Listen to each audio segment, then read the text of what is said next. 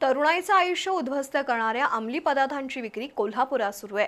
शुक्रवारी रात्री शाहूनगर इथल्या बेकरीवर पोलिसांनी छापा टाकला आणि 1 किलो 800 ग्रॅम वजनाचा गांजा, 45 ग्रॅम वजनाचा चरस आणि गुटखा असं लाखाचं साहित्य जप्त करण्यात आलंय। या प्रकरणी संशयित सचिन पाटीलला अटक करण्यात आली आहे। मात्र दुसरा मुख्य संशयित अमित दिंडे पसार झालाय। सचिन पाटीलला 2 दिवसांची पोलीस कोठडी सुनावण्यात आली आहे। गेल्या काही वर्षात कोल्हापूर जिल्ह्यात अंमली पदार्थांचा साठा आणि विक्री मोठ्या प्रमाणात होतीये। अनेक तरुण मुलं या अंमली पदार्थांच्या आहारी गेली आहेत।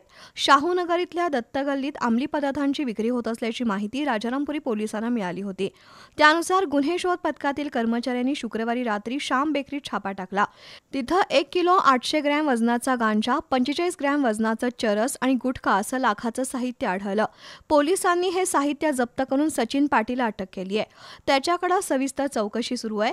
हा गांजा कुठून आणला, अंमली पदार्थांची तस्करी करणारी टोळी सक्रिय आहे का, याबाबत सचिन पाटीलकडे चौकशी करण्यात येतेय।